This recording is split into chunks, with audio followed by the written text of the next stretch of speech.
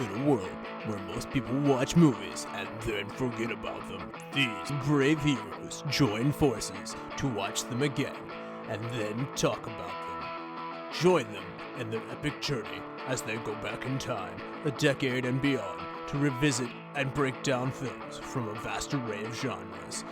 Do these movies hold up over time? Are they classics? Find out on Retro Movie Roundtable. Starring your hosts, Brian Fry, Chad Robinson, Dustin Melbardis, Nathan Lutz, and Russell Guest. Coming now to headphones in your ears. Welcome all you lords, ladies, and knights to the Retro Movie Roundtable. Welcome to the show where we watch movies and then talk about them. I am your host, Russell Guest, and joining me today is my good friend, Dustin Melbardis from deep in the heart of Texas. How you doing, sir? Good evening. I'm great. It's another Scorcher 107 today. Makes me so happy to be an indoor kid talking about movies. Second time on the show, but first time on a typical episode we had him on the James Bond special, which we just covered the James Bond movie recently. We just did On Her Majesty's Secret Service, but sorry if Jake missed out on that one. But here, he likes things more than James Bond. We have Mr. Jake Treskovich. How you doing, sir? Doing great. Thanks for having me again. Yeah. What is a movie you put down and forgot about, but you came back to it and you loved it, Jake? Actually, I'm watching one right now that I've only seen once. Ex Machina. Oh, yeah. It's an A24 movie. I only saw it once. And, it was like early Oscar Isaac. Mm-hmm. And I'm kind of slowly devouring it over the couple days and just watching it scene by scene. And it was awesome when I saw it in the theater, but I didn't understand. It's beautiful. And I really liked kind of the intrigue. And it was kind of my first, I think, A24 movie. And I really like all those because they're odd. It is beautiful. I remember being like visually just sort of entranced. I've only seen it once as well. Maybe I should pick it back up. Well, one we covered that Alex Garland did, same writer from that, is Sunshine. So if you're enjoying Ex Machina, I recommend going and checking out Sunshine. Sunshine was the movie he made prior to Ex Machina. It's also really good. Okay. I'll check it out. That's awesome. Yeah. And Dustin, how about you? What's the movie you put down to, you forgot about, but you came back to it and you loved it? Addams Family is really good. And oh my God. I watched it a bunch of times as a kid, and I put it down and didn't rewatch it again until 2019.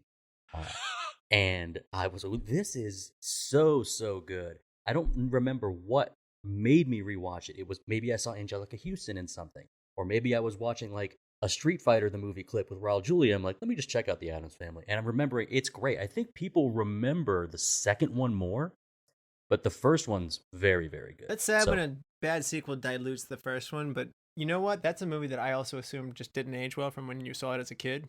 But I went back also and later and said oh, I was kind of thinking this was only for kids, but I'm enjoying this again, so it's a good choice. Mine is Mrs. Doubtfire. Oh wow! I went a long time without seeing it, and then I watched it, and I had a very good time. I think that it's funny because it's supposed to take place in San Francisco, and the house that they live in, there's no way they could afford that house.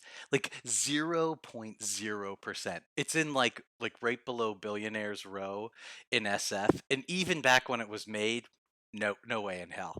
That's just impossible. So I drove past it and I'm like, man. Jake, you're a James Bond fan. You've got Pierce Brosnan being the victim of a drive-by fruiting in that movie. Oh yeah, that's right. Oh God, I have to really quickly. You said the sequel to Addams Family is terrible. You need to rewatch it. I watch it every Thanksgiving. Wow, is it good? Spectacular. Oh, okay. See what I think, and I'm with you here, is that I think people misremember one of them was a bad one of them was a good one. No, I think you grow up and reappreciate these. I don't think one was bad. I think people really remember that scene of Wednesday talking about the pilgrims and the Indians sharing. People remember that more than anything else about the second movie.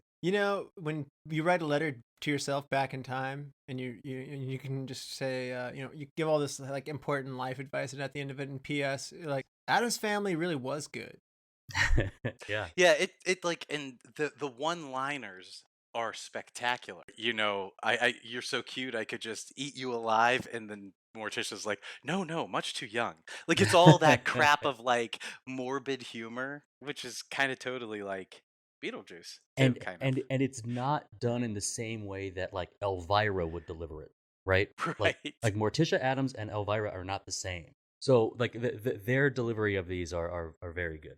Yeah, yeah. Well, you let a good segue in there because just so happens is Dustin, what movie are we covering today? We are covering Beetlejuice from 1988. All right. Beetlejuice stars Michael Keaton, Alec Baldwin, Geena Davis, Jeffrey Jones, Catherine O'Hara, and a young Winona Ryder.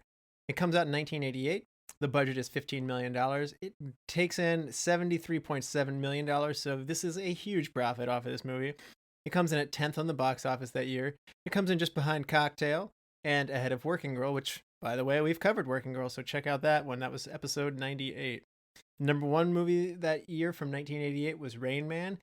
Beetlejuice gets a 7.5 on IMDb. The critics of Rotten Tomatoes give it an 85%. The audience scores gives it an 82%. It is an Academy Award winner. Beetlejuice won the Academy Award for Best Makeup, which I totally get that. It is a BAFTA nominated for Best Visual Effects, and the Saturn Award winner for Best Horror Film Makeup, Best Supporting Actress, Sylvia Sidney, as you know, and the Saturn Award nominations. It took 5 more nominations away, including Best Director for Burton, Best Supporting Actor, Writing, Music, and Special Effects. And the AFI gives us high praise on the top 100 comedies of all time. This is number 88. Jake, this is a well-appreciated movie. And is this a movie that you had seen before? What was your history with it? And what was it like coming back to it today? This movie, like, was the very first movie I remember seeing in the theater, actually. So I saw a bunch before this, but this is like, I remember I saw it with my 2 late cousins and my aunt, and we drove to a special theater to see it. At the time, I didn't realize there were 2 F words in it. I had probably never heard the F word up to that point, but I was 8, and I was, I don't know, mesmerized. And then I watched it constantly as a kid. And then my brother and I have like this thing where we go back and rewatch movies all the time. But it's like Ghostbusters, where there's like, it's awesome when you're a kid for those weird moments and action and stuff like that. It's like kind of a cool story. And then it's better as an adult because you get the humor and there's a lot of underlying things you wouldn't get as a kid. Like, what the heck's going on? I don't know. So it's very special. Yeah. Yeah. So if Yeah. you enjoy it as a kid, there's a lot to grow with for sure on that. So coming back and studying it a little bit deeper makes you appreciate it even more, I'm sure. Dustin, how about you? What was your experience and background? I did not see it in theaters, but I did see it a lot as a kid. And then my revisit had me noticing things aside, like the big, like funny or popping moments, smaller, more subtler things about this movie just stood out for this particular watch. I know that I'm a Beetlejuice fan, and I know that I was a fan of that animated series, Canadian animated series from the early 90s as well. Or sorry, late 80s into the early 90s. Mm-hmm. As different as it was, I liked them both. I remember having Beetlejuice merchandise. I had toys for this character, more so than I had like Ninja Turtles merchandise or Hot Wheels. I remember playing with Wow. Beetlejuice. He Hmm. was a friend. Like, you go to Disney World or Epcot Center and you get a little purple figment dragon stuffed animal or something. Like, I had Beetlejuice growing up. Would I say that like Beetlejuice has been a favorite of mine? I don't think so. I don't think I would say like, oh yeah, Beetlejuice top 10. But when you revisit a movie like this that you had, I did have a bias coming in saying like, oh, I know that I like this. Like, oh man, this is so worthy of any praise it's ever gotten. I never knew what awards it was nominated for, but they deserved all the nominations and probably more wins. I thought it was fantastic.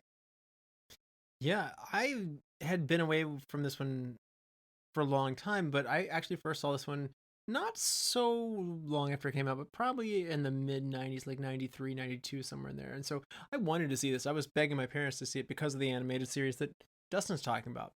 when I first got it, I wasn't really sure what to do with this. Beetlejuice wasn't very nice, and in the cartoon, he's a fun companion, and here he was a mischief maker and not something that I was prepared for. So I kind of liked it, but I definitely preferred the cartoon for many, many years, and I didn't come back to it all the way until like I was in high school, and then I watched it again. I liked it a little bit more, and then something clicked. After I just graduated from college, I watched it again, and I had become a Tim Burton fan. Like I had connected in college, like all the things that Tim Burton had done, and I had really started to appreciate him. Perhaps my eyes as a movie watcher started to open up, and other things other than just the story came into it, where I started getting what Michael Keaton was doing and how he was pursuing the character. And quite frankly, it's written at a level for an older audience anyway, where, as you mentioned, Jake, there's all this little stuff in there that all of a sudden is like, oh, I'd never thought this was very funny. When I saw the top 100 AFI movies listing it on there, it's like,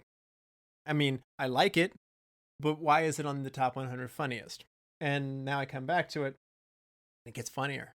I like the dark humor more than I used to as a kid. It's aged very well. I've watched it a few more times studying for it here. Now I'm to the point where I'm inundated to the point where I'm like, oh boy, here's that scene that I like. Like they're about to step outside and here come the sandworms. Like, I mean, I've got my scene just like that. Well, I'll wait until after the break, but I have that one that, like, when I saw it was coming up on this rewatch, I was like, oh, settle in. And I rewatched it like 5 times, rewound, repeated it. I can't wait to tell you about which scene that scene for me is a little later on. Nice. And I mean, the other thing I gotta say, this is refreshing. This year we have watched a lot of long movies.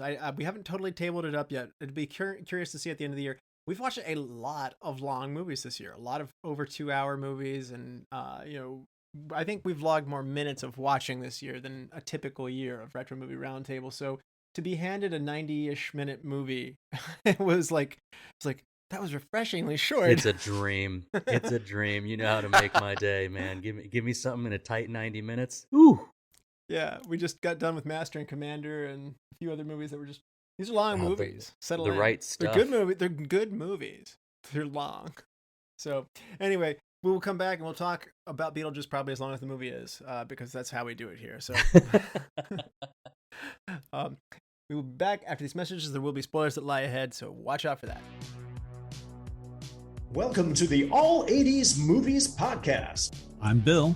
And I'm Jason. And this is the podcast where we talk about the blockbusters, the flops, and everything in between from one of the freshest decades for movies, the 1980s. So whether you're a brain, a jock, a valley girl, or a Jedi, we've got some 80s classics for you. Do these movies stand the test of time? Are we discovering something new? Is there an 80s movie we're finally watching for the first time? Join us each week as we dive into the cinematic nostalgia that inspired and influenced a generation. From the hits to the cult classics, we'll discuss our earliest memories, favorite scenes, fun facts, and our not-so-favorite movie moments too. It's the All 80s Movies Podcast, now available on all major streaming platforms. Please subscribe and happy listening. All right, we're back, and this is your final warning. There will be spoilers that lie ahead. Now, Dustin, for those who haven't seen Beetlejuice since 1988, do you want to refresh people's memory? Welcome to Winter River! A quaint Connecticut country town home to the Maitlands, a couple enjoying their staycation before a freak accident sends them crashing to their deaths. They return to their home unaware of their own fate, until a series of clues and a new copy of the Handbook for the Recently Deceased reveals their situation. Hampered by an inability to leave their own house, lest they be teleported to sandworm-infested Saturn, they are met with the Dietz family, who have purchased their home and have brought their zany urban lifestyle with them, transforming their idyllic home into a new wave nightmare. Their caseworker, who is meant to assist with their afterlife transition, advises them to scare them away, but they're too wholesome to be frightening, so they enlist the help of infamous bio-exorcist Beetlejuice against all advice. Beetlejuice, the ghost with the most, is confident that he can scare the Dietzes away, but has no regard for their safety, and turns his gaze toward the teenage daughter Lydia. The Dietzes learn about the ghost's presence, but instead intend to monetize their existence and use a ritual summoning to get the Maitlands, which for once is horrifying. It goes wrong. In an attempt to save the Maitlands, Lydia strikes a deal to get married to Beetlejuice, who can now cross over to the living world. This results in the deaths of 2 members of the seance and nearly ends with matrimony before the Maitlands defeat Beetlejuice and share their home with the Dietzes, while Beetlejuice finds himself in an eternal waiting room. Now that the plot summary is done, it's showtime. This is an idea for a movie that comes out after Poltergeist, which was a big hit movie.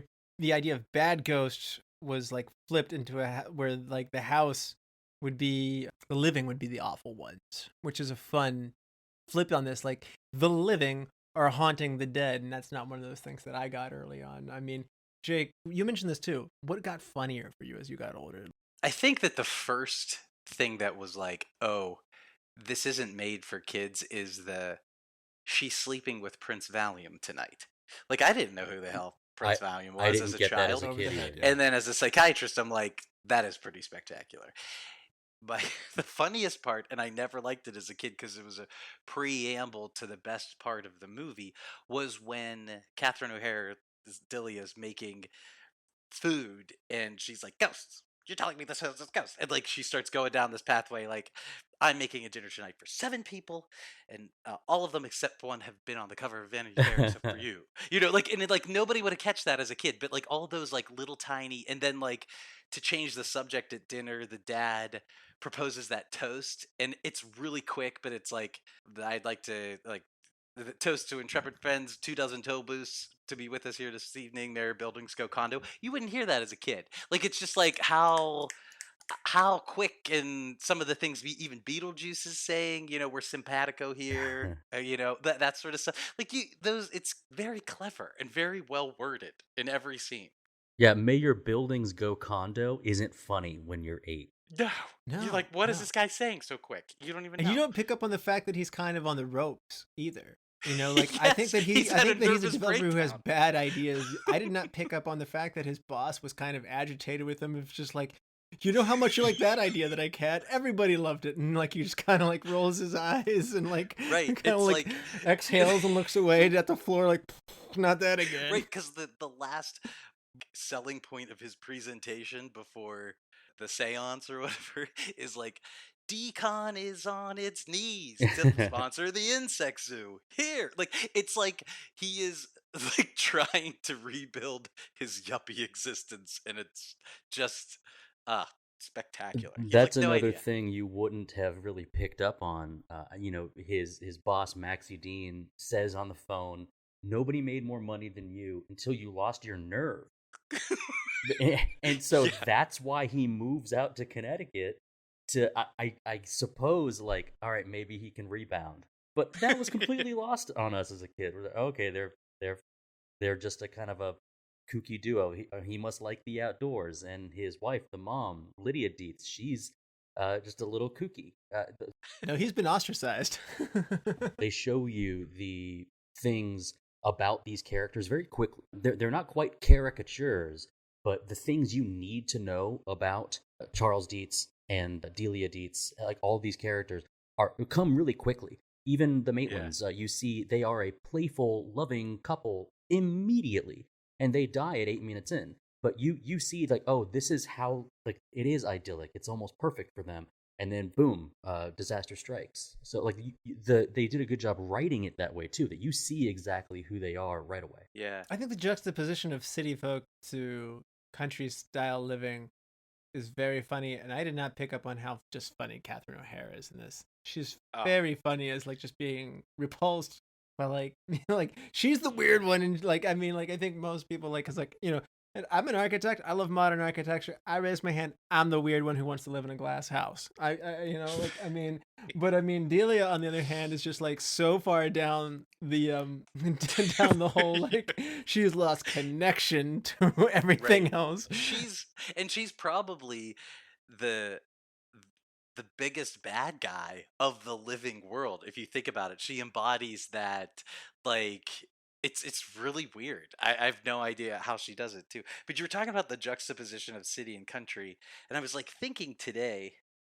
when I was watching it, how maybe it's Burton's answer to it or something, but there's this change in cinema in America. This is just sort of my theory, by the way, that actually was the introduction of like living and making it in New York. You guys talked about working girl, right? Like classic. Then there's like Wall Street. There was a time where everything was about New York City and Beverly Hills, and then the Maitlands are kind of like old timey, like 50s. This is like the simple life and that kind of weird, that interplay. So I didn't see it as like city country, although it's totally there. I saw it as like wholesome yuppie, like it was like Yeah. like, and America was like all about that at the late 80s. It was like just either Beverly Hills or New York City. Chad likes the line in Coming to America where they're like, let's see, we're gonna go to America.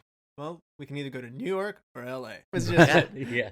Well, Charles doesn't want to bring city stuff. He wants to revel in the small town hominess. He opens the book of the John James Audubon bird pictures, looks out the binoculars, and immediately sees like a baby vulture eating carrion. Like he wants that. At least he pretends to want that. Perhaps while he plots his own like return to real estate or whatever it is that he does. he wants it, but he's ruining it without realizing it. I think what's important, what Jake said, is that Delia is the closest thing to like an antagonist. She's bringing the stuff that the Maitlands don't like. She's bringing that art style. She's bringing that weirdo-ness. But it would probably be quicker to warm up to Charles as opposed to Delia, who once again shows you how quick she is. Like, hey, I agreed to move out here with you, but if you don't let me gut this house and make it my own, I'm going to go insane, and I will take you with me. And I also like it when Lydia's like, Delia's gonna hate it. I love it. Yeah. So Yeah. we have our sort of the closest thing to a bad guy, I guess. In the living. Have you ever come across a Delia in real life? Yeah, totally. Yeah. It's very interesting. I used to live across the way in my apartment down in SF from someone who's very Delia. Like she does this weird stuff with like birch trees and deconstructing famously designed purses and just wrapping up limbs, and then she had this gallery, and I was like thinking, what the hell kind of life is this? And it's totally Delia Deeds, and she had all these famous friends and stuff. I was like, what? How do these people exist? But they do. It was a perfect encapsulating sort of thing. So Catherine O'Hara does it very well. And at one point I thought Lydia was like this tragic character. I had to get old enough to get through those teenage years to then go back and realize how thick they're laying it on. Being suicidal is not funny, but they take the dramatic nature of just somebody who's very unhappy. Their parents aren't paying attention to her. She's been thrown into a world where she does not belong. And she has all the reasons to be unhappy. But it's so one of those things where you have to get older to appreciate that too. And I'm wondering, why did I like this movie at all as a kid, to be honest with you? I think I was just trying to force it. Like, I like that cartoon. And this made the cartoon, so I guess I like it. Now I'm looking back at it going like, this movie's really not for kids. My mom was reluctant to show this to me they had seen it, and my mom was like, I don't think that you want this. I'd be like, yes, I assure you I do. And I was like, it's got the guy who's Batman and Mr. Mom in it, and like my mom's like, it's not really like that, and I'm like, it's gonna be like that. It's gonna be great. How about we get that movie? Otho's wit is lost on children as well. Oh yeah, like for sure. What is he when you're a kid? But like he's wonderful when you're watching an adult. Yeah, you have no idea like the suspected sexual orientation of this fellow. Why there's a heavyset gentleman walking around with this married woman who she depends upon him for every little opinion. It's just like you don't even think about it. It's like, oh yeah, here's this buddy. Well, like, they enable each other. Like you said, have you met Adelia? They need to be Hey, surrounded by people who are in their little echo chamber. And this is pre-Facebook. Yes. So if without them, they don't feel as self-important. So they make each other feel better than everybody by stroking each other's massive egos. That is a very funny thing that you have to realize as an adult. And like, but again, as you pointed out, Jake, it's just like, this is hilarious. And it's nuanced. It's not like they're just like dropping one-liners out there. Yeah. Also, she writes, she spray paints mauve on a wall. He nods Yep. his head That is approvingly. mauve. You And read he's my like, you mind. read my mind. And they're not doing anything. Like, you didn't read your mind. You just walked into a mauve room. It's so dumb. It's great, though. And You're right. It's because enabling. they need the echo chamber part of it. Like they need to, they bring that couture with them. That like, oh, we are still cutting edge. But what does he say? Like he walks into a room and he says Viridian, and she's scrambling. She goes, well, how do I know that name? And completely misses the mark. It's like, no, it's blue green. that isn't a joke when you're a kid. So Right. Russell, you're absolutely right. This movie really isn't a kid's movie, but Oh, yeah, something yeah. about the cartoon does draw the children of the time towards like, well, okay, there was a movie based on this too. Let's see it. Their vast difference, your mind makes up for it. But yeah, definitely Beetlejuice more adult oriented compared to a cartoon. Yeah, I didn't get how skeezy Beetlejuice was. Like Oh, he's groping perv. Geena Davis, like, lifting up her He's skirt such with a stick and stuff like that. And like, I mean, they are looking at possibly doing another Beetlejuice in another 3 years from now, which I hope it happens. They've been kicking it around forever, which we'll talk about later. But How did he how do can it with the Beetlejuice Me Too? survive in a Me Too era? Yeah. No, not at all. Not at all. He is such a pervert. It's so great, and it's like they can't do that. Like when I watch this, I'm like, holy crap! Like when he comes out, it's just all hyper sexualized, and it's great. I don't know. It's your kid. You don't even see that. I like the You see train this set. weirdo. I like the train set model where it's just like there's a brothel put into it, Yeah. and like, Yeah. and his wife looks over at him very, very disappointed. Like, why did you build that? I didn't. Yeah, Yeah. Right, and Juno does. I know. Juno's the one it who was does Juno's it. idea. It was Juno. I put that there to distract him. I think Beetlejuice. I was gonna mention this later, but Beetlejuice is kind of a Looney Tune here. Yes. He'll toss something and it makes a sound effect. He has sort of magical powers the same way that like the rock can fall and Wile E. Coyote won't fall just yet. He's got this cartoony style appearance almost, but like just a like his powers are all wild. I was comparing him to The Mask Yes. as Yeah. well. Yes. But it makes me think of Looney Tunes. Who Pepe Le Pew? It'd be like Pepe Le Pew is It's problematic now. that's what I was kind of getting to. Is Beetlejuice is like an undead, awful, pervy Pepe Le Pew with magical powers. And they probably must smell And- bad. Yeah, and he stinks and he eats bugs and like that's the thing is I think he's more gross than scary, and the movie does try Yeah. to tell you that he's scary. Maybe they could do a better job of that. We'll talk about that later. But he's funny, I think first, gross as well, and then his head spins around like in The Exorcist. Yeah. Don't you Yeah. hate it when that happens? Like, and it's a joke. It's not scary. So like there's so much about this that maybe had never been attempted or done before. That kind of this is a benchmark in. Oh wow, this movie can swing with the pendulum so far towards it makes the top 100 comedies list, but it won the best horror at the Saturn Awards. So like that's wild that it can do both. It's really interesting that you point out The Mask. I don't think you get that movie without this movie because you're right. They took cartoon things and they put it in the real world. And while Roger Rabbit took cartoons and put them in the real world, which is like groundbreaking, really great movie.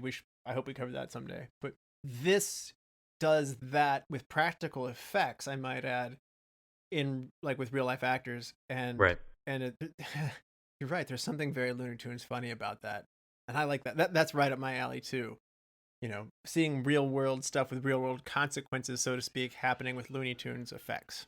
Yeah, like I wouldn't have been surprised if at the minute he sees Barbara Maitland, who by the way is wearing a very conservative like house dress, but like and that's just because he's a complete horn dog, that it's any woman.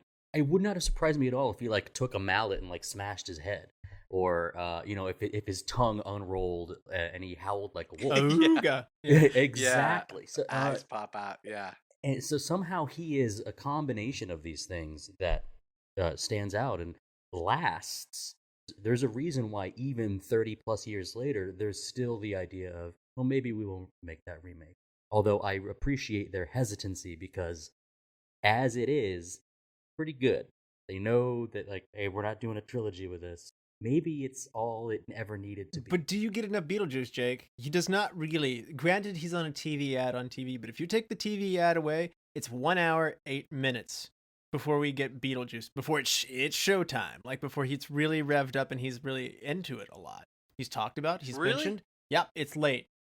And That's weird. I know. I didn't realize that. Like after the TV, like they call him in an hour and 8 minutes in. Yeah, that's exactly. That's incredible. So you don't get much time with Beetlejuice.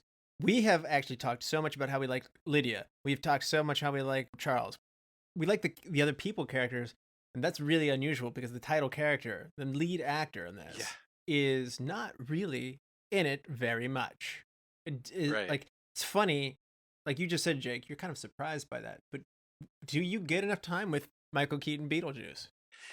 I think actually that's probably what makes it magical. I haven't thought about this, but the fact of the lead up probably makes it even better. Like there is this, like, why is this movie named this? There's these advertisements they're reading about. He's heard upon. He's riding that fake cow, which is spectacular. Like I always forget about that commercial, and it. Yeah, I think that actually. Jake, that's the scene. I rewatched it a dozen times. Woo! So stupid. And he's like not moving. He's swinging the lasso, and it's not a circle like a lasso, but he doesn't stop it. He just keeps it going. Sorry to interrupt. Yeah, no, I had never thought about that, but it doesn't. I think that it doesn't matter because it's like one of those movies. It's not a slow burn, but it's all this other stuff that happens, and then you're like, look for it's anticipatory. And this is kind of different, but it's like Alien. Ominous, ominous, ominous, ominous, ominous, and then it's like, oh God, like get me the hell out of here. Like, oh my God, what are we watching? It's like that kind of long lead build. Long lead in. So yeah, I think that's important to bring up, Russell and Jake. I think you're right. What you just said made me think about like how was this movie marketed? It's called Beetlejuice. They would have had to show you Beetlejuice. They would have had to show you the character, and when you realize that the story is really more about the Maitlands and the Dietz is Beetlejuice. Russell, I didn't know you were going to mention what you did, but I actually counted the screen time in seconds. It's like 17 and a half minutes. That's not much. It's all backloaded, and that includes a 7-minute final sequence of the seance and the summoning. So and that includes the minute and a half of him, or I guess it's only a minute of him in the waiting room with the head shrinker. So so there's not a lot, but what you do get when it's him is like it's really big. It's a lot coming fast.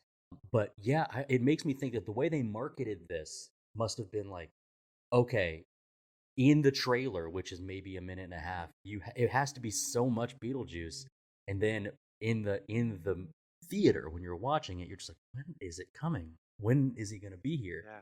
And you're right. There's the commercial, but you also do see him reading through. He says that great line, time to get a job. Go to the business section, and it's obituaries.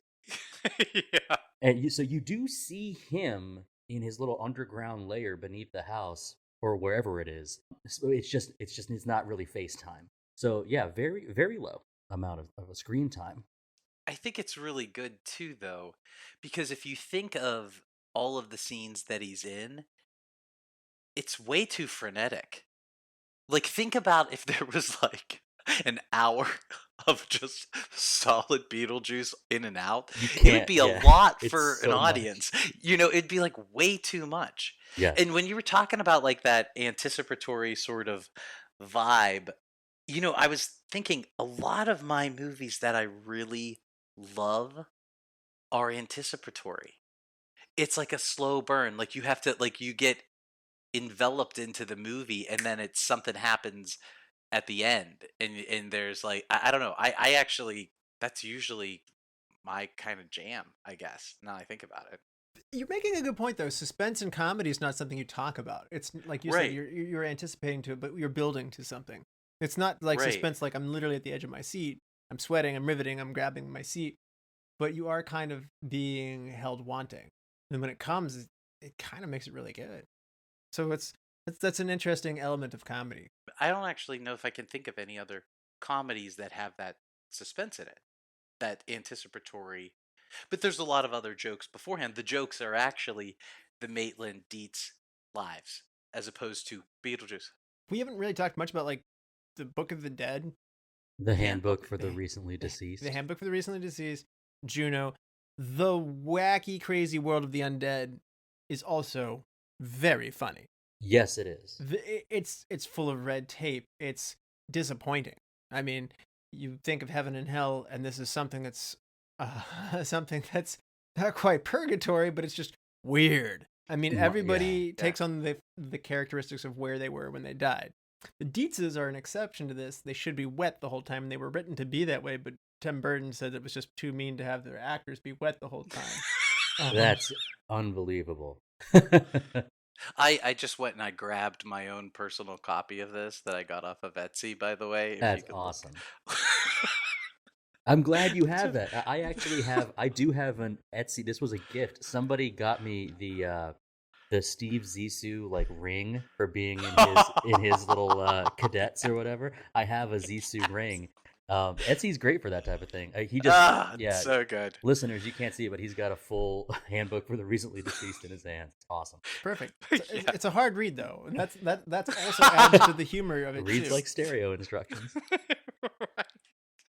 So nothing's So easy for good. them, and it's like they have to sit through this long waiting room, and everybody's so irritated with them not knowing the rules of the dead. The unenchanting world of the dead is so funny. They can't leave their house. Like they've made a very funny set of rules out of this, and I mean, just the general framework that they've got is very funny. And skipping a little bit ahead of the writing, I mean, the original script is far less comedic. It's much darker. So Michael McDowell writes this, and instead of possessing the Dietzes is forcing them during a dance dinner, he wanted like a vine, like to come up and like take a hold of them and tangle them up in their chairs. Like he envisioned, Michael McDowell wanted to have like a winged demon, be the form of a Middle Eastern man who was intent on killing the Dietzes rather than scaring them. He wanted to have sex and bone Lydia as opposed to just marry her. Like, I mean, she's 14. I know. For Christ's sake, it's like Jesus. I know. So this is a whole lot different as it was written, and he was just free to wreak havoc. And obviously him getting out is a little more threatening. The McDowell script, he was featured. The Dietz child there was also a 9-year-old sibling to be there as well, and his homicidal wrath and the film climax involves where he mutilates her while in the form of a rabid squirrel in his true form. Whoa. I mean, this is heavy stuff that Mike McDowell's writing. None of this is remaining. And according to producer Larry Wilson, who was involved with some of these early writes, the original ending was dark and it ended with Winona Ryder's Lydia dying in a fire while joining her friends in the afterlife. Weird, kooky, like I'm with the people I wanted to be anyway. Like dark, really dark stuff. I'm so glad Burton's the guy. Yeah. Burton's the guy who comes in to fix this. He doesn't want to do any of this stuff, and he has a disagreement with Michael McDowell and Larry Wilson, and he gets the upper hand, and thank goodness he does. I don't want this other movie at all. No. Yeah. I'm a child and adolescent psychiatrist, and I could not imagine, like, she's, like, in the afterlife with her friends? Like, what the hell kind of message does that send? I mean, granted, if kids are not watching it or whatever, if it's made for adults, but my God, at least this part made it look like there's a boring waiting room. It's like the DMV, you got a caseworker who does it. You got to read all this crap. You're like waiting forever. There's also a worm that's involved. That's a better story of like why you want to live as opposed to like die. Yes. I don't know. For kids nowadays, it's like everything's so depressing and stressful. It's like if you read that, like, oh, dying in a burning thing when your sister's getting eaten by a squirrel or rabbit squirrel. Mhm. Yeah, it's like, oh, God, whatever. Too dark. Not good. Too dark. Yeah, Too dark. They I guess the credit goes to Tim Burton here. The balance of comedy, horror, morals, perhaps. The balance of this movie is something that maybe this movie would be remembered much differently if the balance were teetering one way or the other. But I believe we do have almost, it wraps it up really quick. Russell, you mentioned it earlier. Nothing funny about suicide. she's talking about jumping off of the Winter River Bridge. We see her writing her note, and in her note she's like going through many drafts, which in a way is a little bit of comedy. Like, oh, I need this to be, perfect. And then she says to Beetlejuice, yeah, I want to be on that side. Beetle's saying, I want to get out. She says, I want to get in. And Beetlejuice, the comedic character, the crazy character, stares at her and goes, why? Yeah, that was so good. And that wraps it up for you. It's like, no, none of us on this side are like super excited about you potentially ending your life. Life is precious. The Maitlands back it up. She's like, you guys are good parents. I want to be with you. And they're like, no, this is not right. This is not natural. This is not your time. We don't want that for you. And debatably even more hitting it home what you're talking about, Dustin. And that balance comes across a frenetic pace, like what Jake mentioned. You could not have more. I mean, you said an hour. Even if we did 40 minutes of Beetlejuice, it'd be like, whoa, I need a break. It's a lot when he's on screen. Somehow, the pace is crazy fast, and it's hard to think about this movie from a first-time watcher's perspective, I think. Once you've seen it, once you know who Beetlejuice is, because the certain rules, the idea that if they leave their house, time accelerates, and they get transported to Saturn with sandworms, doing like sandworms, right? And ghetto looking doing like sandworms. I love them, by the way. But like sandworms, you hate them, right? You hate them, right? Oh no, I hate them.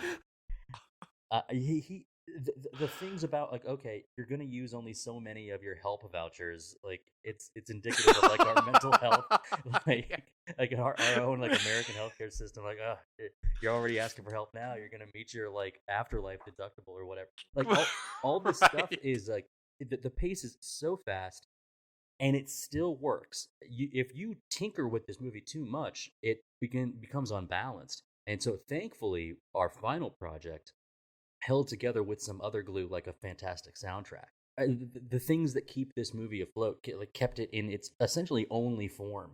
You could take other good movies and adjust them a little bit. We were doing this 2 weeks ago. We were adjusting Master and Commander a little bit, and it becomes still a very similar type of movie. If you adjust this by a couple minutes and it goes too dark, or it goes too light, or it goes too into the seriousness of the suicide possibility from Lydia, it's wrong, and it's not successful. I don't think so. They struck a balance. It's just great. Isn't that what Burton does? I mean, he balances the darkness and the humor and the warmth. Yeah, great point. It's weird too and not just like the dark and the sort of topics. He manages to balance kooky aesthetics. They're just accepted.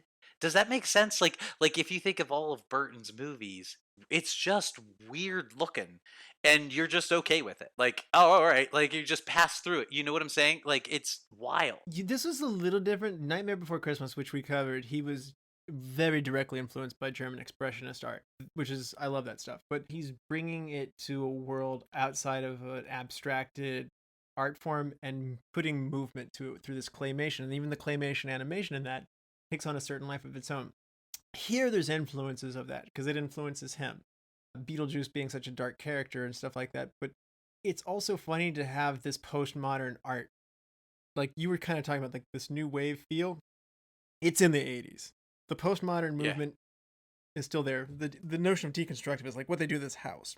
It's off kilter. It's surreal. Like an Escher picture is kind of entering into this. I feel like the outside was done better than the inside for the visuals, but nevertheless, the visuals are very much rooted into the mood that he's getting across from here. It's kind of interesting. The attic ends up being the bastion that's kept over from this. It's that still rustic place that they just couldn't get to and forgot about. So it was interesting to see how much the downstairs was changing, like what Jake was saying.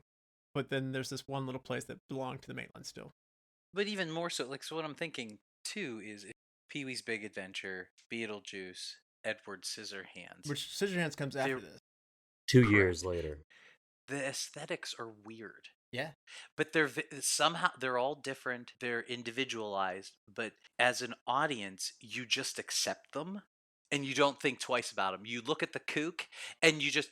Oh, I don't know about that. I think that's part of what the appeal is. Oh. Really? Yeah. I don't know. I kind of like just get into it, and I'm like, like I can remember watching these the first time. I'm just like the sameness of Edward Scissorhands' neighborhood, right? There's such a good commentary on like cookie cutter suburbs Right. and how everybody has That's to be similar and there's a r- degree of conformity within it. We're not breaking down that movie, right. but I'm just saying like the aesthetics reinforces the gags that they're Yeah, talking yeah. about. But it's just I always just feel like I'm like buying into whatever aesthetic he's putting in as an artist. You like watching it. Like I'm like totally okay with it. I don't know what like Pee-wee's house. It's crazy. The Dietz's house. It's crazy. Like, but if you're I'm watching, there and I'm okay with it. Yeah, exactly. That's what I'm talking about. It's like, oh, this is how they live. This is their weird stuff. Look at that terrible bench they have walking in, as opposed to a nice country bench in this like beautiful house setting. It's weird. It's got like sticks and all this crap. But it's like, oh, that's theirs. Like I find myself like, oh, all right, this is just how it is, and this is kind of it's different. I don't love know their dining room table. Absolutely love their dining room table.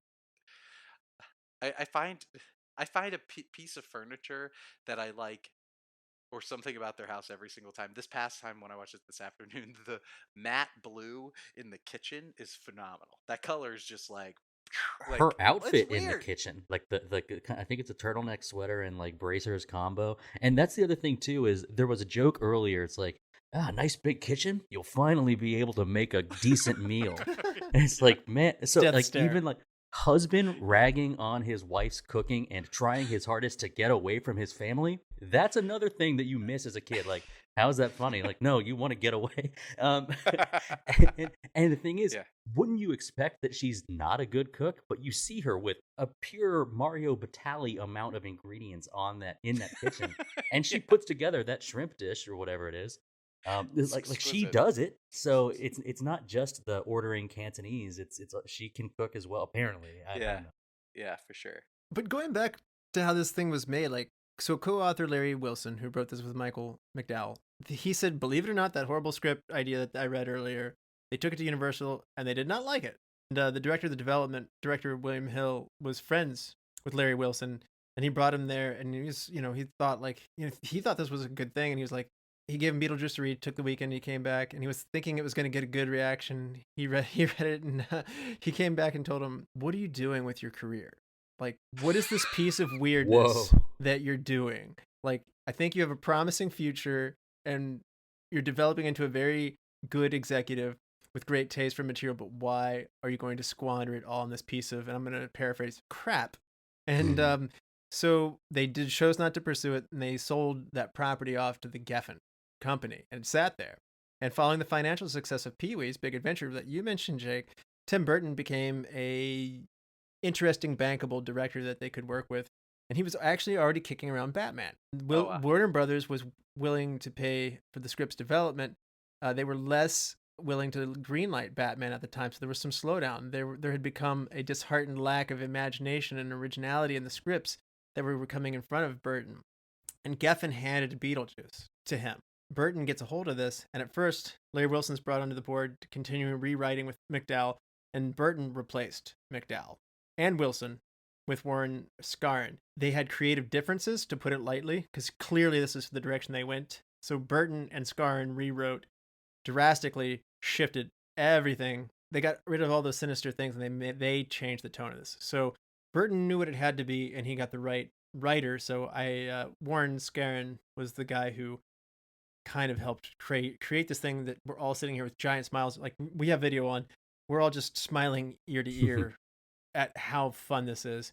This wasn't going to be fun before Burton and Scarron fixed this. Horror fans will take certain villains or enemies or antagonists and think of them as more fun than they are.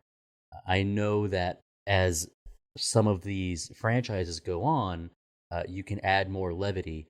For instance, you could think of Freddy Krueger's humor. You can definitely think of Child's Play Chucky's humor. Even, Jason Voorhees getting put in comedic situations. Halloween. Gremlins are meant to be funny.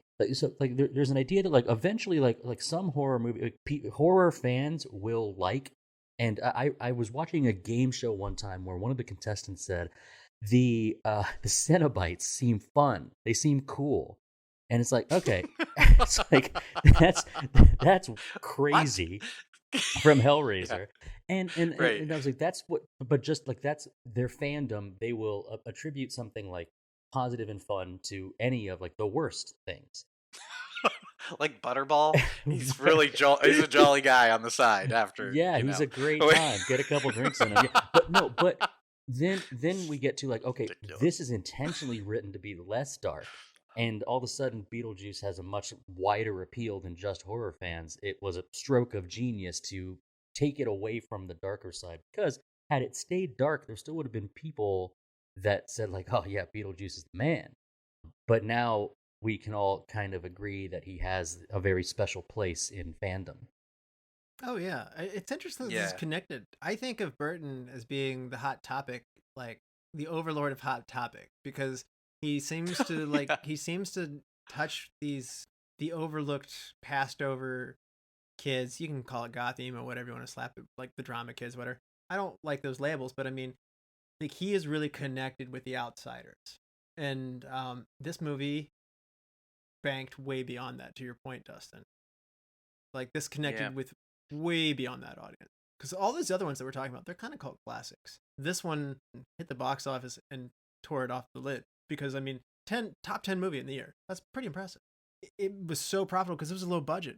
Like Burton did not have a lot of money on this one, and I'm shocked this didn't get a sequel given how profitable it was. They wanted to make a sequel. Right. They hired Jonathan Gems to write the sequel. It was going to be Beetlejuice Goes Hawaiian. And it was thought that it would be funny to see the backdrop of a beach movie and this German expressionism influences coming together in this horrible juxtaposition. And Jem said the story followed the Dietz family because Charles moved them to Hawaii to develop a resort. And they soon discovered the company, the building, that they're on an ancient burial ground, a la Pet Cemetery or something like that. And the spirit was supposed to come back from the afterlife, causing them trouble. And they rely on Beetlejuice to actually be the hero to come in to win a surf contest with his magic with the other afterlife deities that they've angered. It honestly sounds pretty funny. You're speaking this into existence, Russell. Like I love thinking of this idea. So glad it's never been done. Yeah, Keaton? like no, I don't like this idea at Really? all. It feels like Weekend at Bernie's too. Like I'm so sorry, you're like talking about Weekend at this, and I'm like, this is Weekend at Bernie's too, and it was terrible. Keaton know, and it's Ryder like- agreed to do the film with the condition that Tim Burton would come back and direct. Now, as we all know, Burton was hot after this. He did Batman. He did Edward Scissorhands and Batman Returns. He got pulled away. So because Burton became a hot commodity, that's why it didn't happen. But there have been a lot of hey, would we do this kind of thing? And, you know, Winona and Keaton. It's funny. Everybody keeps saying like, yeah, if everybody's involved, we'll do it. You know what, though? I think it's interesting when you're talking about a little bit ago when you're talking about the process of them like writing it and rewriting it, and Aggressively rewriting it. Right? But I went to a viewing of Pee-wee's Big Adventure, and then Rubens was there to talk about it and Awesome. answer questions, Cool. and it was amazing because it was like at this like cool place here in SF, and without prompting, the audience cheered together at parts, that's just magical to me. I like love it. Like deep in the heart of Texas, like the people like were like ready, and my partner at the time was like, what the hell is going on here? Because he had never seen the movie, and I'm like, get ready, it's going to be People great. are giving Pee-wee's like the Rocky Horror treatment. Right. Yeah. But it should actually, in my opinion. I love that. Let's movie. make it happen. But when Rubens talks about it in his work with Burton, it's very interesting because when you're talking about like the rights and the rewrites and then him teaming up with one person and they just like take off, that's what happened on Pee-wee's Big Adventure. They basically were in cahoots. Paul Rubin had this like really weird kitsch, and it's about Burton. And you were saying, I don't want to call it goth, I don't want to call it this or that. It's just kitsch.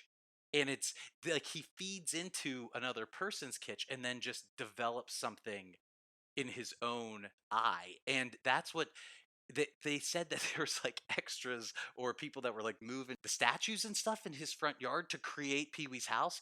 And both of them, they dropped off all this crap. And both of them are like, we're going to need 2 more trailer trucks full of this. And like everybody, this was like his first movie. Everybody was like, what are they talking about? And like nobody got it, but I could imagine that being the process of writing Beetlejuice or rewriting it and going through these iterations, because it's just that, and that's what makes, I think, Burton's movies magical, because they have that. There's something different. Sorry.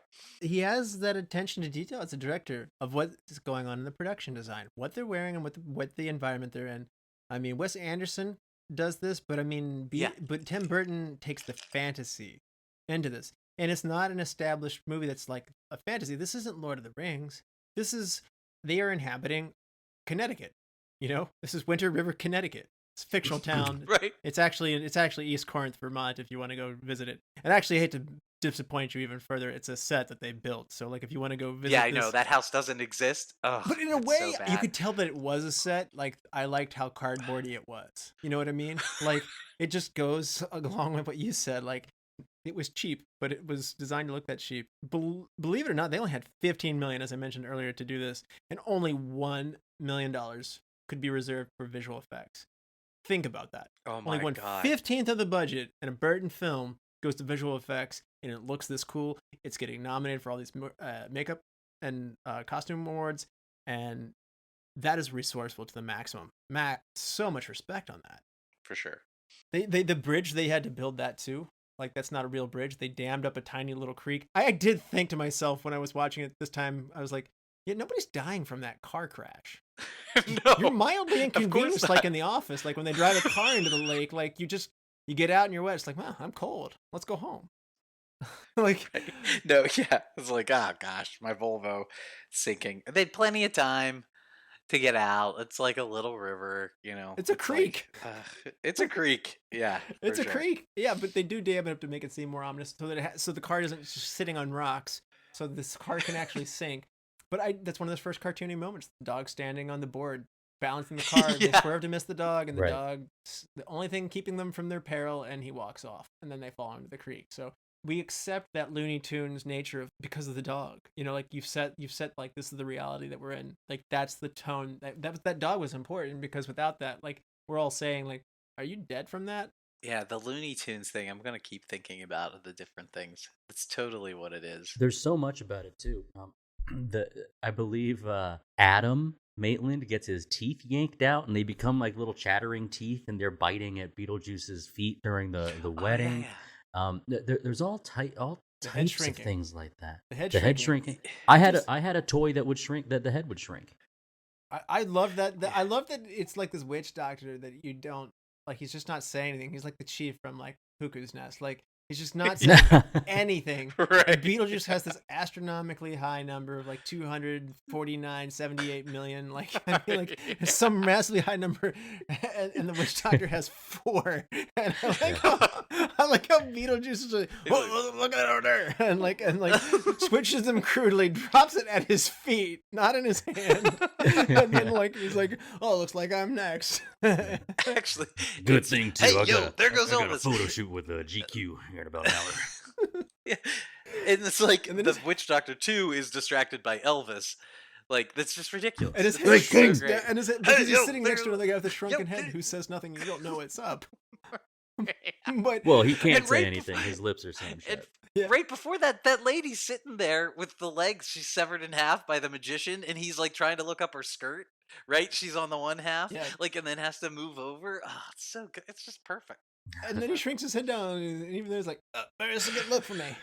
Having Like, that little ultra stinger narcissistic. with him in there is incredible. I think that was a last minute decision. Was like, let's put that in, because what audiences must have realized, like, Beetlejuice is fun, and even it with his evil plot to escape, like it's because he's too dangerous. It's because he's harmful to the living, because he's reckless. Like he could have killed Charles, or like the things he was doing, like, was supposed to be set up for you as like, oh no, that's bad. He's one of the bad ones.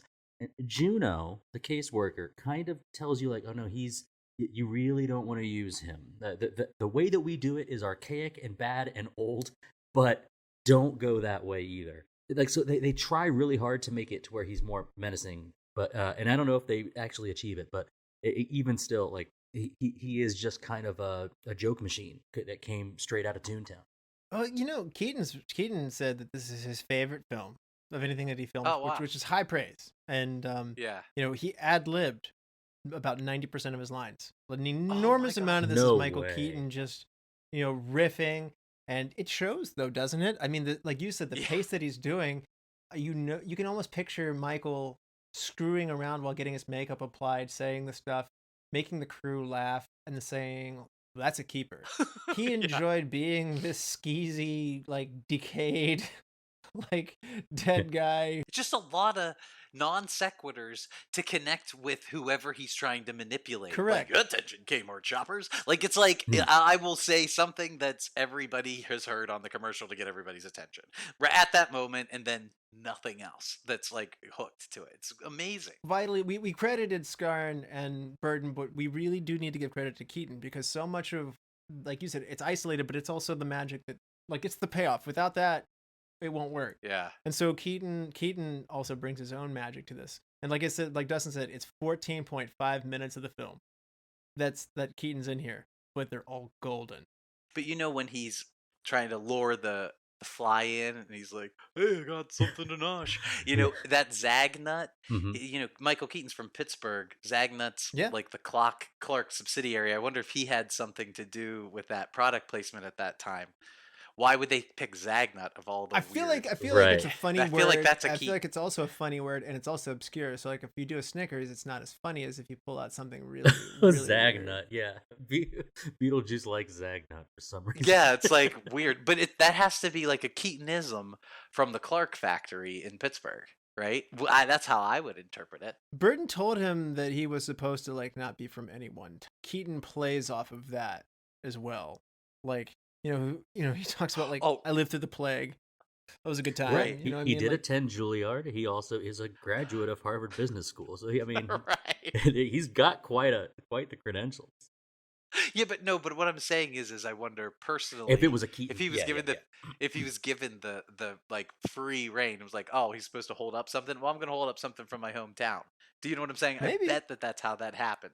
you I- can't. I don't- I He don't probably know. just, like you said, he probably just spit it out there, improvising, because it's something that he knows, and Yeah. it worked. I mean, Burton originally wanted Sammy Davis Jr. to do Beetlejuice, and the Beetlejuice is one of those iconic characters where, God, I can't picture. I mean, maybe Robin Williams or like Jim Carrey could do it, Yeah. but again, Keaton's so good at this. It hurts me to know that like he wasn't their first choice. The studio producers were really pushing Dudley Moore and Sam Kinison, which The Sam Kinison Oh! thing is ridiculous. I don't think you can control Sam Kinison for that long. Like if it's like for like 2 minutes in the No. movie Back to School, like it works. But like Jeez. I can't predict making a movie where you're writing on. Is this a guy that's stable enough that you really want to bank on like your like title character? Oh my God. So- That is so weird. I watched part of Back to School today because in the suggestions under Beetlejuice, there was Caddyshack, Back to School, and Vacation. And so I watched the beginning of Vacation till Rodney Dangerfield comes in Caddyshack, his entrance, and then I switched to Back to School. So that's so weird you mentioned Sam Kinison. You just described a Yeah. great afternoon, Jake. I need to join you for this. Like that is like that's the afterlife I want to have. I mean, Yeah. watching all of those movies together. Wow, yeah. Pandora gets me, or not Pandora. I guess whatever recommendations you were getting. Those are some great recommendations. Oh, yeah. Christy Alley was the first choice for Barbara, and the producers of Cheers just wouldn't let her out to do the role. I actually think she would have been funny at this. Christy has she has the funny bone. She can definitely do this stuff. They kicked around Sigourney Weaver, Linda Blair, which that would be funny, like a meta, like from like Uh-huh. that would just Yeah. be very funny for the meta aspects of it. Goldie Hawn, Laura Dern, Linda Hamilton were also considered for the roles. And switching gears, let's talk about Catherine O'Hare. Catherine O'Hare. I mean, this is somebody who I think at a later era would have like cashed in more. She's very underappreciated. She's very funny. She's not just Kevin McAllister's mother. I feel like I'm sad that she wasn't born maybe 10 to 15 years, 20 years later, because she is very, very funny. She's had a late career revival. It's a TV show. What's the show? Schitt's Creek. That's it. Yeah, obviously. But You- I never knew that she was the singing voice of either Lock, Stock, or Barrel from Nightmare Before Christmas. She's one of the 3 trick-or-treater, like, bad Oh, kids. weird. Yeah. Mhm. Oh, that's cool. I mean, she's a Second City alum. Like she rubbed shoulders with the Saturday Night Live crews that, would go on in those late 80s to be so good. Like she is from that comedy tree that Yes. is like She's got Yeah. chops. she can hang with these people. And this is why I'm sitting there going like, man, they weren't giving lead roles to women in comedies in the late 80s. That just wasn't happening. And she actually can carry more load than she does here. And you can kind of see it. Did you guys ever get into like watching like the mockumentaries like Waiting for Guffman or Best in Show? Waiting for Guffman, she is incredible. And it's like subtle humor. Yeah. Oh, yeah, yeah. She has that ability to tap into like being serious while being so exaggerated. Like, Right. She's not playing a character. She just is this wild and crazy person. But she hits the notes so much. Like it's like you said, it's so seamless for her. Do yourselves a favor and watch her in these mockumentaries. She embodies, and then the what's so spectacular about her comedy is the subtlety to it. I don't know. I'm a huge fan, and I have been forever. Waiting for Guffman's is totally worth looking into because her genius in comedy is like right there and through those movies, and then the series of them. They're Christopher Guest movies. Totally worth watching. And I skipped ahead in my notes too much. Christy Alley would have been Geena Davis's role, by the way. So gotcha, I skipped ahead to okay. Catherine O'Hara too quickly. So it's not Christy doing Geena Davis's role. She would have been doing the other one, which by the way, I think she would have done a great job there. Geena Davis is good in this, by the way. So, and Glenn Shadix, when he dies, he at his memorial service had the Day-O Banana Boat song played at his dinner party as he died. That's awesome. Yes. And Burton goes back to the tree again. Like Otho's character, Glenn Shadix, is the mayor and has the turnaround face, the two-faced mayor in Nightmare Before Christmas. So it's funny to see how like he just goes back to his own tree of people. It's not just Johnny Depp 900 times. Like he finds people he likes and he keeps working with them. Jeffrey Jones in Sleepy Hollow. Yeah. Exactly. Sleepy Hollow was one I watched a lot in my teens. And when I mean a lot, I mean it was either on TV or like I'd go over to somebody's house and watch that. A friend of mine that I just reconnected with on Twitter after a decade, which is like, remember Monday Movie Madness? Like, what? Like, we used to go over to, and I'm like, whoa, we did. I didn't realize I was a fan of movies before Russell asked me to be on a podcast. I used to, yeah. Sleepy Hollow is great. I really think his portrayal of Charles here is exactly as like not understated, but he's everything that role needs to be. He doesn't need to be anything bigger or more. The stop motion components of what they're doing in Nightmare Before Christmas is something that he kind of like brings here as well. The sandworms and stuff like that. It's stylized, but it's very, very fun. Again, he's using that $1 million, which isn't very much, and he uses it so well. The facial makeup they do when they're like, okay, so what are you going to do to scare them this time? No more parlor tricks. I need to see what you're going to do.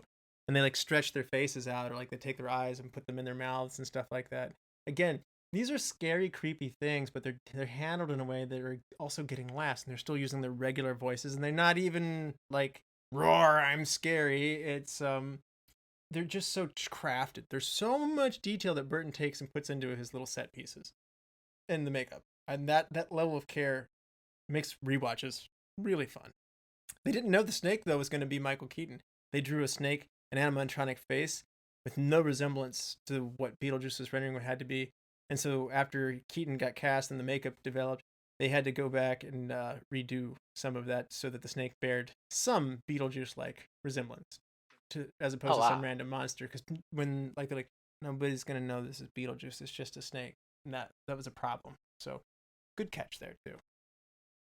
Dustin, you said this music's fun.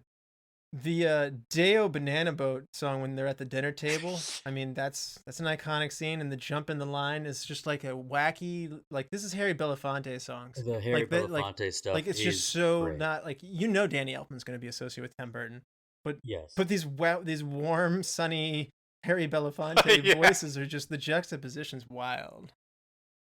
And, like, they start at the beginning with, like, the G, right? You hear an echo of Day-O in a different way, but in, like, sort of a gloomy. And then even when Adam's like when who's the real estate agents at the window? Remember, he Jane. hits the play, Jane, right? And With her he's matching listening daughter, her to daughter wearing the matching clothes. he hits the play button on that little tiny recorder, and it's another it's the beginning of Man Smart, Woman Smarter, and it's so stupid, but it's like every like they must have had a Harry Belafonte cassette in Right. every room of that Right. house. It's just really amazing. Well, This is funny. Juno says later on, do what you know. And what they do to scare them was put together some type of choreographed dance. And you're Calypso. thinking like, Yeah. Is well, it the most fun possession you've ever seen? let's pretend you don't Yeah. know the movie at all. Let's see, this is something I had to do because I was coming in with a bias of like, oh, I grew up with this movie. But imagine you don't know what's going on because they don't know, and the characters don't know what's going on. And all of a sudden, Catherine O'Hara just starts singing this song. Like, what? Hold on. I've already been yanked to a desert planet with sandworms already. and now we're getting this. But what's the only connection? You almost don't know that it is the Maitlands interfering, like their possession through Harry Belafonte songs. Like you kind of don't know. It's possible, I guess I should say. It's possible you don't know at all what's going on until you realize it's a failed attempt to scare them. But Russell, you mentioned Danny Elfman. I was gonna say like, dude, you're focusing on the wrong thing because the Belafonte stuff is great, but you know that Elfman's gonna deliver a knockout grand slam performance, and he does.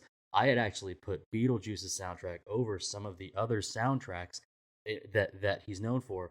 This beats Edward Scissorhands, and that's an incredible soundtrack. That's a good one. Oh yeah. Batman for me is the one that like that's Burton Elfman together. That's also Batman's great. Yeah.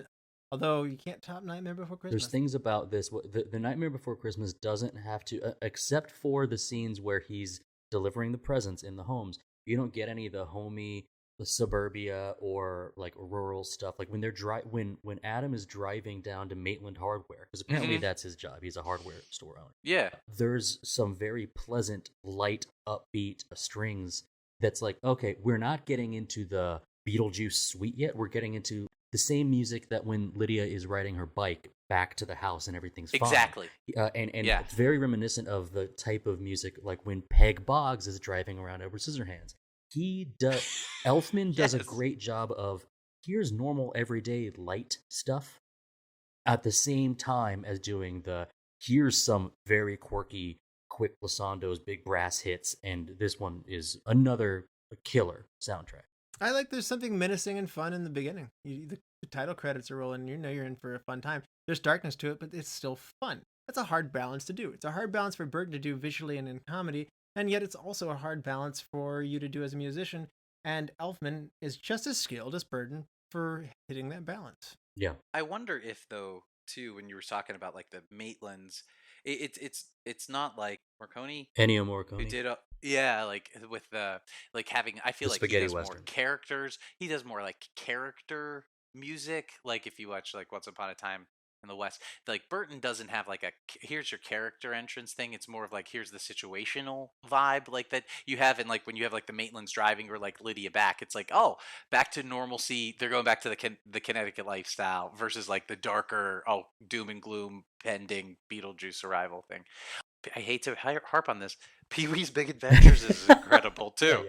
Like the music of Elfman. Like think about the stupid Rube Goldberg breakfast machines. Like dun dun dun dun dun dun dun dun. It's like that frenetic thing. It sets the tone for the entire movie. I don't know. I'm like those two. That's a great song. I have that. Yeah, Burton and Elfman are peas in a pod. I like that. Yeah. Let's hand out some awards. What do you say? I'm ready. MVP, Jake. Then Burton, 100%. Now, knowing what I know now, for sure. Yeah, that's fair. Yeah. I'm with you too. Dustin, how about you? Maybe because I have been swimming in the Burton waters for so long that I'm actually going to give this to Keaton. I knew what you had said, that this was his favorite movie and his favorite role to play. Something that's become culturally special because of his contribution. And then you give me the knowledge that it's 90% of his stuff was ad-libbed. I still don't believe you. But but that's wild.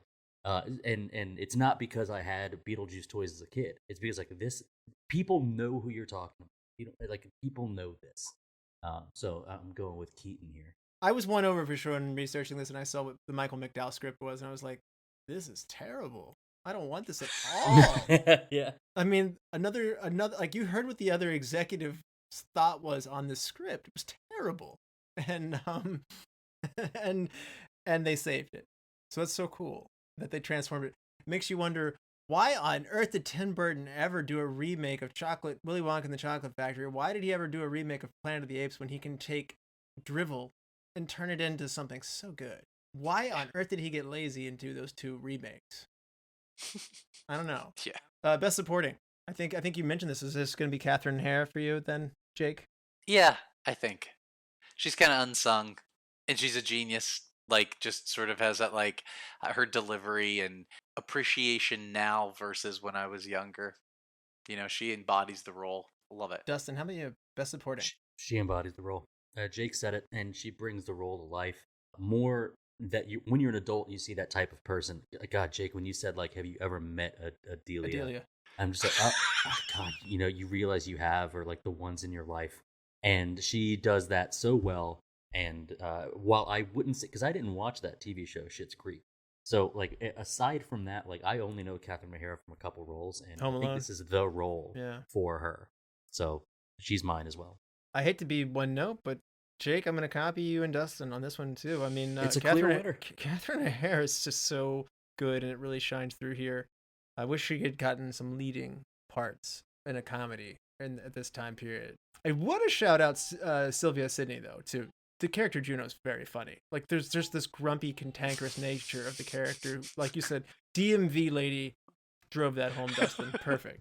So, hidden gem, Jake. Old Bill? The guy at the barbershop. When he's going into the hardware store, how you doing, Bill? Oh, And he yeah. had shoulders right down to his goddamn shoulders, and he said, "Just Trim it a trim it a little. little." Like, that's a hidden gem. Like, because it's like, you know, that guy. It's like, "Oh, how you doing, Bill?" And he's like running, starts talking, and that is like a gem to me. I Keeps like, love talking to that. nobody there. Yeah. Have you met a Bill before? Is this why this is tickling you so much? Yeah, because it's like, You know that these are person. people from my hometown. Yep. These are my relatives. Perfect. Like, this is my brother and my grandma's relationship. They would sit for hours and talk in like Past opposite each other. directions. Into the And wind. it was great. Yeah. It's great. That makes me Love smile that. now that it resonates for you in that way. So that's no wonder that's a hit for you. Then that's real comedy though when you can make something that's that relatable. So I love that. Yeah. Dustin, how about you? Hidden gem. When they're in the land of the dead, or I guess the waiting room of the dead, like there's a lot of funny little bit characters there, but they're walking towards where they're supposed to meet Juno, and they go down what I call the Bill and Ted hallway, where it's all like Warped. weird, different warped. And they open the door with the Lost Souls. Well, that's the Lost Souls room. The guy playing the janitor is an actor named Simmy Bo, who had been used by Tim Burton in other movies, and I just think he plays that sort of like, oh, I've been around here a long time, and this is his eyes are made up to be very sunken. He looks like he could be a relative of Vincent Price. I thought his just small amount and just the one or two lines he has is enough. He steals that tiny little scene. It's death for the dead. At first, when you said Simmy Bo, my mind was, oh, this isn't. No, it was a different Bo on the project. There was Bo Welsh with the production designer, which, by the way, I didn't call him out. He did an amazing job. But fun story. The Bo Welsh, different Bo, ends up marrying Catherine O'Hara. That he's her future husband. They meet on the set of this movie. So, cool. So he did some amazing work in Company of Bo Wolves and knows. Full Metal. Yeah. So Burton wanted Anton first, who did Company of Wolves, and Full Metal Jacket. And first was committed to do another movie, which he was super regretted, called Hide Spirits. And so he turned to Bo Welsh, and Bo Welsh gets an amazing job, does an amazing job in this. He then in turn gets rewarded with Edward Scissorhands, Batman Returns, and his future wife. So pretty good deal for Bo. Oh yeah. Yeah, that rules. Yep. Huge tangent. Sorry. my hidden gem though is going to go to Vay Neal, who is the makeup artist. It is amazing. I mean, just such great work through all of these colorful characters. If you had to recast somebody and put somebody else in their place, who is it going to be, Jake? I would have somebody be different. Be Robert Goulet. Goulet. Like someone who's like a little bit more harsh and less aloof.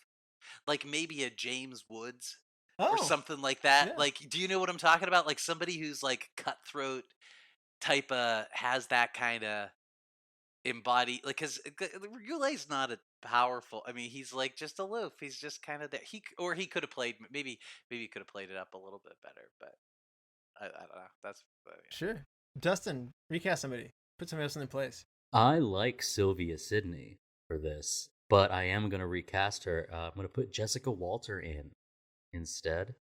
I don't know if the age is just right, but most people know Jessica Walter as the mom, as from Arrested Development, and also as the voice of Archer's mom in Archer. I think she could have done that. It added a little more sass to it, I believe. Maybe it's already perfect, but I think I would put her in instead. This is a hard one to improve on. I thought Alec Baldwin was too, I guess, strong, and like I know they try and apply glasses to him, but I mean he's still like a tall, strong, handsome man at this age, and I'm sitting there going like, that's not right for this character. Like he doesn't, he should be out of his element. Like he should be unable to scare somebody. Like, you know, there should be something super not intimidating with him.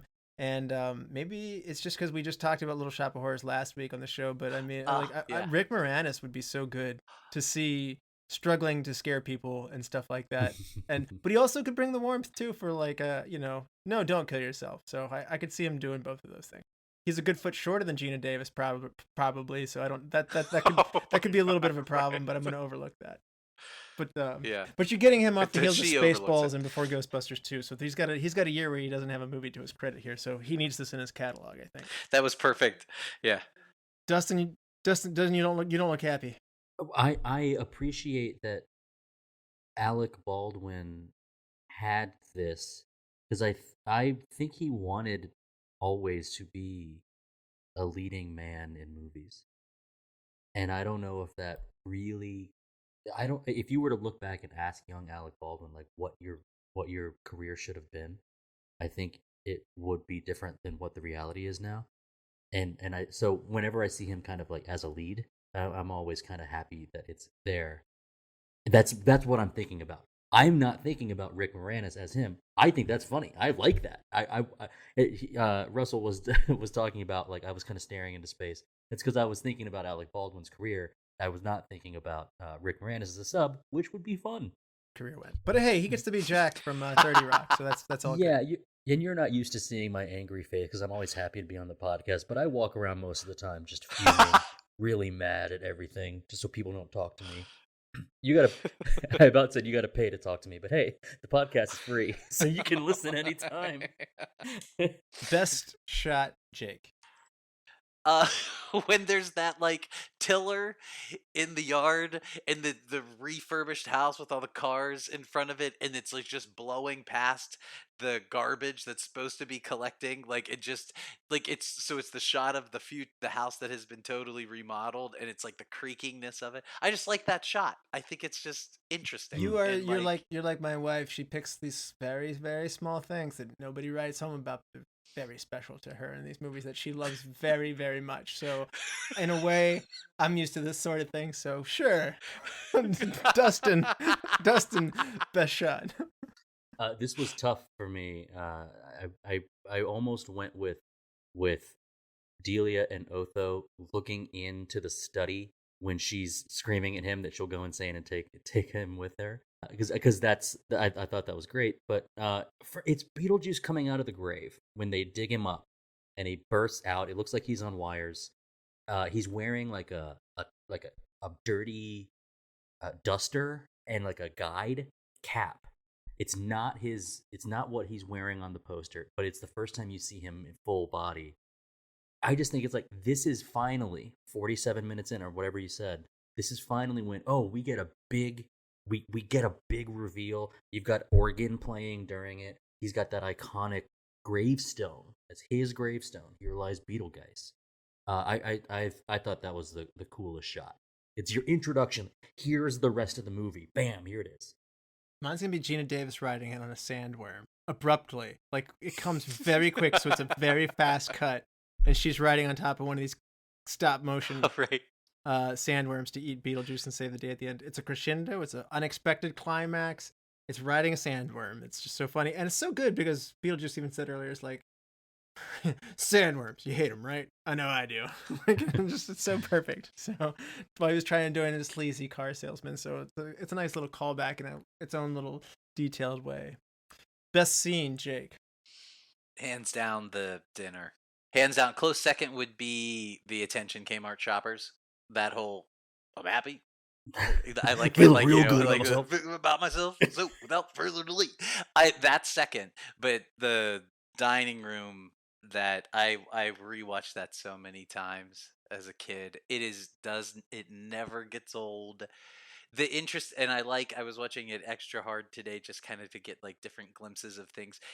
And I find I noticed this more as an adult, but there's like a kind of a loss of a character that they're supposed to be possessed, but they're enjoying themselves. Does that make sense? Like, because they're every once in a while a character will be smiling, and then it's like back to like, oh God, I'm like, I can't control myself, and it's an interest. I like that. Can you sing Harry Belafonte and not be smiling though? That's 100% true. Dustin, how about you? What's your best scene? It's also at the dinner table, but not the same scene. It's the seance later on. Otho's reading of the sort of the words from the handbook of the recently deceased is spooky and powerful.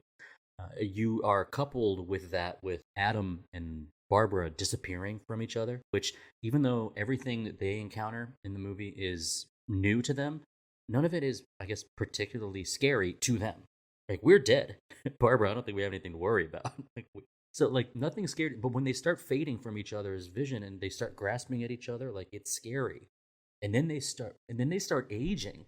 And I don't think, even with the snake scene earlier, I don't think the stakes had been risen yet. And so when that happened in that scene, that's what makes Lydia desperate to go get help from the ghost with the most, babe. Very true. Yeah, and I hate to be this. I'm gonna sandwich that answer back with what Jake did, but the dinner possession scene where they sing Deo, the Banana Boat song, it's just so funny.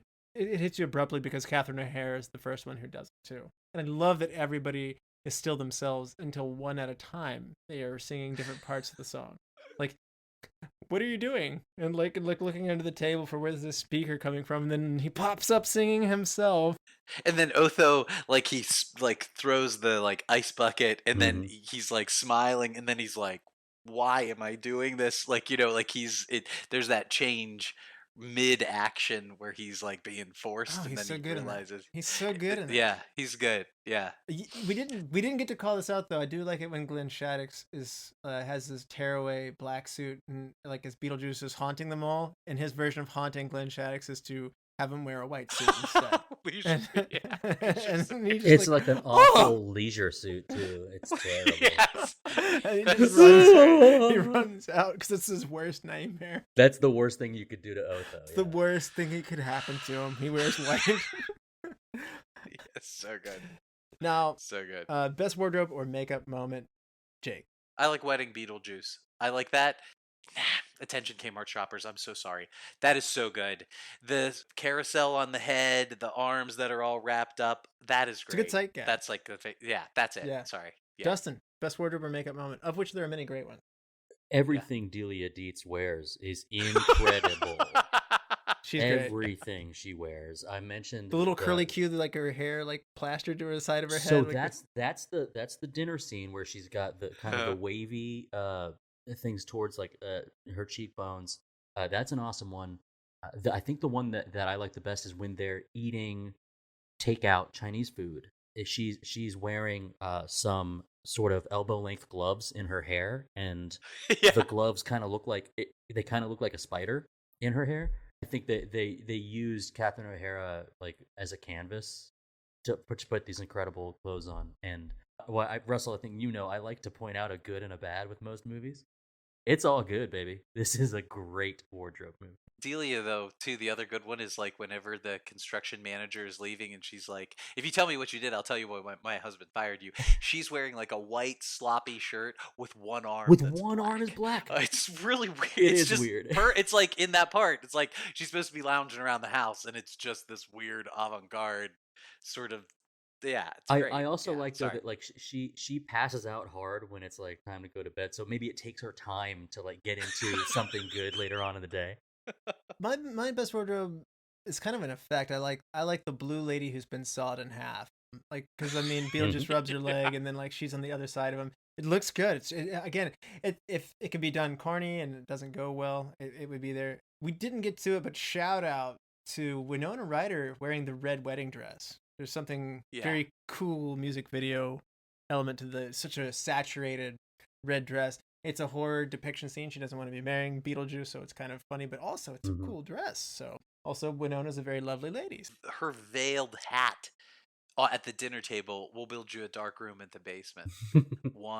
She has like this it's a cool My whole life is a dark room. I worked weddings during graduate school, and I worked a wedding where it wasn't the Beetlejuice tux, but the dress was that red Beetlejuice. What was Lydia's red dress? That's good taste. Absolutely stunning. Yeah, it is. I guess it's funny to see her in like a Catholic school girl like outfit coming home because it's so not Lydia, but it just goes to show you that she's turned it around. It's cool that these ghost parents can give her the attention, even though she's got such hands-off parents. Those are still her parents, but it's very heartwarming at the end to see Alex Baldwin and Geena Davis actually tutoring her and caring about her. They wanted to have a kid, and there's something very heartwarming about how that movie finishes off. Oh yeah. I guess that I didn't narrow it down to one. I could keep going. This movie's really good with the wardrobe and the makeup. I'm not gonna lie. And I didn't even mention the iconic Beetlejuice with the green slime coming down a receding forehead and stuff. So. Oh yeah. Change one thing. If you had to change one thing, Jake, I can tell you like this movie, but what's one thing that you would change? Maybe a little bit more with the civil servants. I know that they're just a little bit, but there's like a quick waiting room and then they're like walking back. But like Juno comes in and out, but it's only like. Well, yeah, Juno's got the scars on her neck because she committed suicide.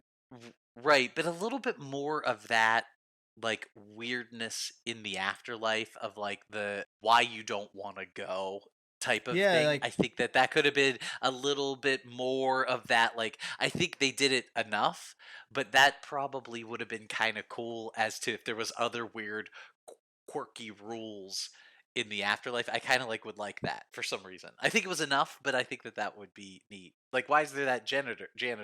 There's enough, Jake. I think I'm with you. There's enough lore here to create like a whole series of stuff. There's so much here that and this is so different than anything else. An adventure where he goes to Hawaii.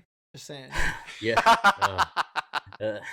There's so much there, and it's better that they don't flesh it all out. But maybe if we could have gotten a little more, I think I'm with you. Mm-hmm. Dustin, change one thing. I think we need to include something more. Maybe it's a third encounter with the family to make Beetlejuice seem more dangerous. Because I think the balance is good. And the snake monster, I mean, he has the rattle, he drops Charles. Maybe somehow Charles is saved by a last-minute intervention from the Maitlands somehow. If Beetlejuice is slightly more dangerous, or he does something really bad that has like a lasting implication, aside from just, I mean, what's his end goal? The thing that they're trying so hard to stop at the end is a marriage. It's not like a killing. It's not like a full-on possession. He's trying to marry Lydia. So if there was something else that was to make him more dangerous, I think that would be helpful. But I don't think the movie needed. The more that we touch this, the more it likely becomes unbalanced.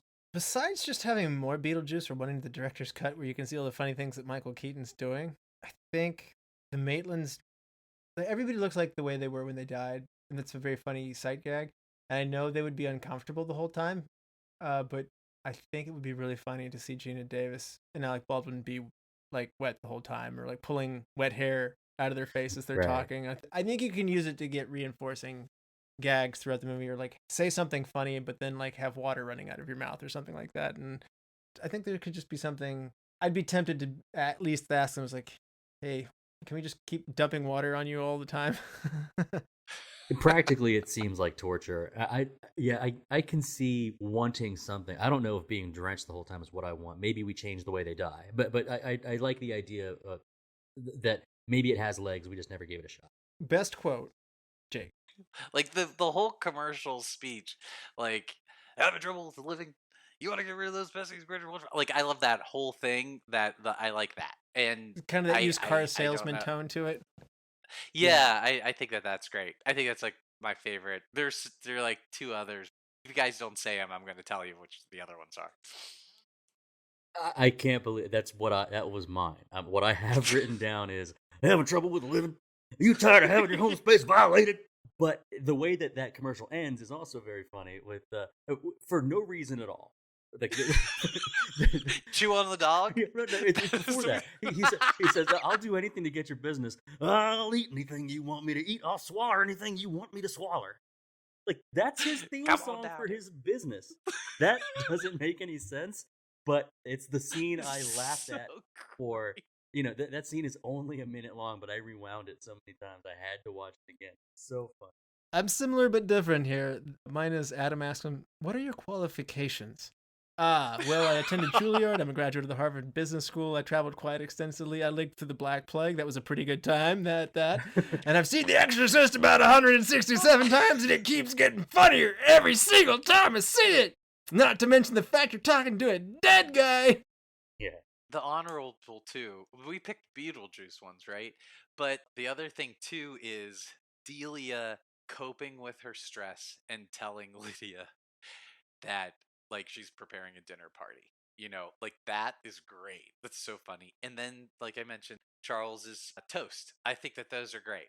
Like they're great little sort of quotes because it's just good. Delia line is when she's been threatened by her own sculptures. It's a nice callback to when they were unloading it at the house when she warned them. She goes, "This is my art, and it's dangerous." And it is dangerous. Yeah. All right, I've got a Delia line just on cue. I got a Delia line for you. They're walking through. They're spray painting the walls. Otho goes, "What happened to the couple here?" "They died." And they just keep walking.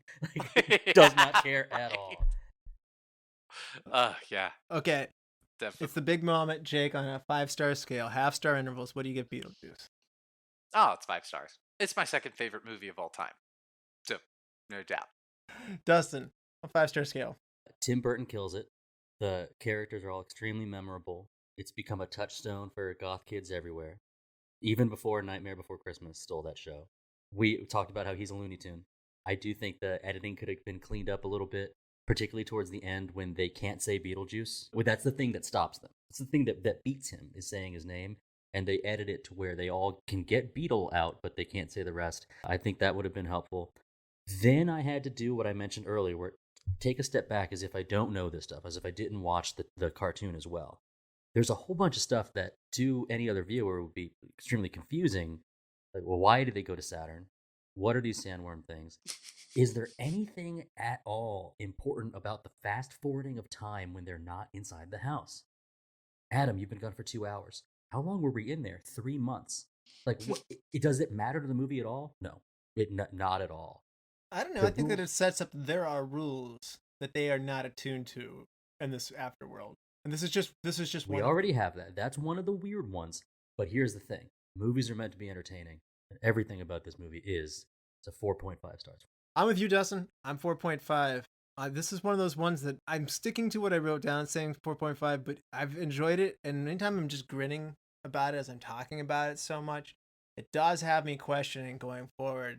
Does this have what it takes with rewatch? It's grown on me so much. Maybe it will become a 5 for me. It has high potential too. I've returned to it a number of times, and I'm liking it more and more. And studying it now makes me like it even more. So it's one of those things where I'm like, this is only trending up for me. It's a great score for a great movie, and it's a favorite movie of mine. Dustin, help me pick a movie for next time. I'm ready. 4th of July is coming up. It's a very patriotic feeling time. So Independence Day, 1996. The aliens are coming, and their goal is to invade and destroy Earth. Fighting superior technology, mankind's best weapon is the will to survive. Option 2, Team America from 2004. The popular Broadway actor Gary Johnson is recruited by the elite counterterrorism organization Team America World Police. As the world begins to crumble around him, he must battle with terrorist celebrities and falling in love.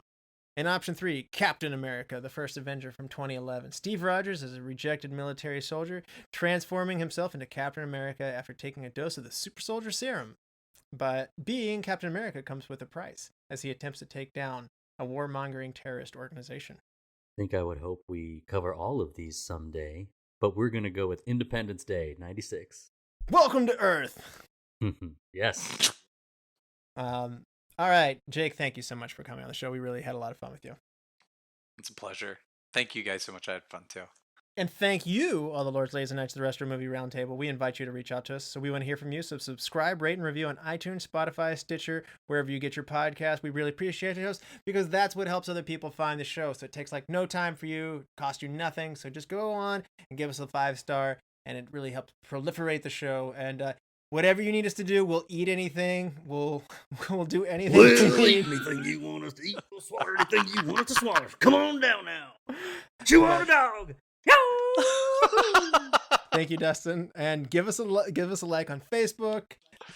Follow us on Twitter at @movie_retro, and email us at retromovieroundtable@yahoo.com if you want to go into deeper discussion. And producing and providing this podcast is fun, but not free. We invite you to support our show at the Patreon page at www.patreon.com/retromovieroundtable. Any contributions are much appreciated and will go towards making the show stronger and better for you, the listeners. So as always, thank you for listening. Be good to each other and watch more movies. Dustin? It's got you smoking there, bud. Tells you something about your state of mind, don't it? Got you hearing things, got your nerves shot. It's got you smoking.